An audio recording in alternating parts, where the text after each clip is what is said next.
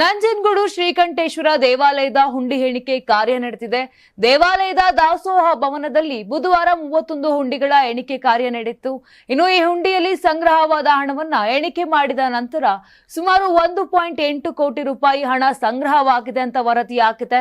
ಇದರಲ್ಲಿ 1,80,67,108 ನಗದು, 74.5 ಗ್ರಾಂ ಚಿನ್ನ, 1.78 ಕೆಜಿ ಬೆಳ್ಳಿ, 78 ವಿದೇಶಿ ಕರೆನ್ಸಿಗಳು ಕೂಡ ದೊರೆತಿವೆ.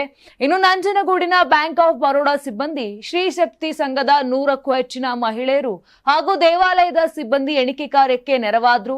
ಹಾಗೂ ದೇವಾಲಯದ ಇಒ ಆಗಿರುವಂತ ಜಗದೀಶ್ ಕುಮಾರ್, ಧಾರ್ಮಿಕ ತಹಸೀಲ್ದಾರ್ ವಿದ್ಯುಲತಾ, ಲೆಕ್ಕಾಧಿಕಾರಿ ಗುರುಮಲ್ಲಯ್ಯ ಕೂಡ ಉಪಸ್ಥಿತರಿದ್ದರು.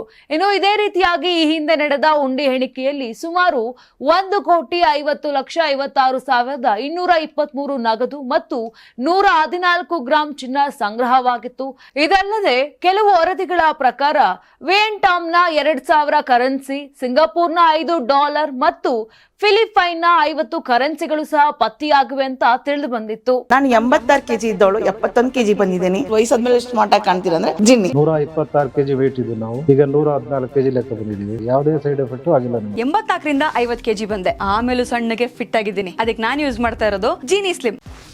84ರಿಂದ 50 ಕೆಜಿ ಬಂದೆ. ಆಮೇಲೆ ಸಣ್ಣಗೆ ಫಿಟ್ ಆಗಿದ್ದೀನಿ. ಅದಕ್ಕೆ ನಾನು ಯೂಸ್ ಮಾಡ್ತಾ ಇರೋದು ಜೀನಿ ಸ್ಲಿಮ್. ಸಣ್ಣ ಆಗಕ್ಕೆ ಜೀನಿ ಸ್ಲಿಮ್ ಯೂಸ್ ಮಾಡದೆ ಹೆಲ್ದಿನೂ ಅದೇ. ನೀವು ಸಣ್ಣ ಆಗ್ಬೇಕಾ, ಹೆಲ್ದಿ ಆಗ್ಬೇಕಾ? ಹಾಗಿದ್ರೆ ಜೀನಿ ಸ್ಲಿಮ್ ಯೂಸ್ ಮಾಡಿ. ಸಣ್ಣ ಆಗೋದಕ್ಕೆ ಯಾವುದೋ ಪ್ರಾಡಕ್ಟ್ ಹೇಳ್ತಾ ಇದ್ದಾಳೆ, ಏನಾದರೂ ಸೈಡ್ ಎಫೆಕ್ಟ್ಸ್ ಇದೆ ಅಂತ ಯೋಚನೆ ಮಾಡ್ತಾ ಇದ್ದೀರಾ? ಖಂಡಿತ ಇಲ್ಲ. ಯಾಕಂದ್ರೆ ಇದು ಕೆಮಿಕಲ್ ಫ್ರೀ. ಸಣ್ಣ ಆಗಬೇಕು ಅಂದರೆ ಜೀನಿ ಸ್ಲಿಮ್ ಯೂಸ್ ಮಾಡಿ.